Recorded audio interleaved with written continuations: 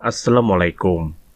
মুক্তিযুদ্ধের বীরদের প্রতি শ্রদ্ধা জানিয়ে নতুন যাত্রা শুরু নতুন সরকারের। জানবো তার বিস্তারিত খবর। তবে আপনি যদি যুদ্ধের জীবন চ্যানেলে নতুন থাকেন, চ্যানেলটি অবশ্যই সাবস্ক্রাইব করবেন, পাশেই থাকবেন।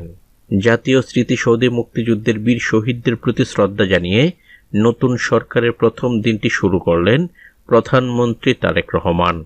বুধবার সকাল 10টায় গুলশানের বাসভবন থেকে প্রধানমন্ত্রীর গাড়িবহর সাভারের উদ্দেশ্যে রওনা দেয়। বেলা 11টায় প্রধানমন্ত্রী ও মন্ত্রিসভার সদস্যরা জাতীয় স্মৃতিসৌধে শ্রদ্ধা নিবেদন করেন।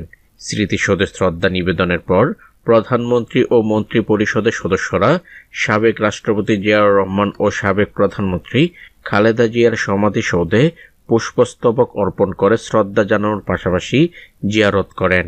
এরপর সচিবালয়ে যান প্রধানমন্ত্রী তারেক রহমান। এরপর তিনি মধ্যাহ্নভোজ ও নামাজ আদায় করেন। তারপর বিকেলে মন্ত্রিসভায় বৈঠক অনুষ্ঠিত হয়। নতুন সরকারের শপথের পর এটি প্রথম মন্ত্রিসভার বৈঠক। পরে সচিবদের সঙ্গে মত বিনিময় করেন প্রধানমন্ত্রী তারেক রহমান। জাতীয় স্মৃতিসৌধে মুক্তিযুদ্ধের বীর শহীদদের প্রতি শ্রদ্ধা জানানোয় বীর মুক্তিযোদ্ধারা প্রধানমন্ত্রী তারেক রহমানকে ধন্যবাদ জানান। মুক্তিযুদ্ধের চেতনায় এটি হলো প্রথম ধাপ। তো আজ এ পর্যন্তই, দেখা হবে অন্য এক নতুন ভিডিওতে। ততক্ষণ পর্যন্ত সবাই ভালো থাকবেন, সুস্থ থাকবেন। আল্লাহ হাফেজ।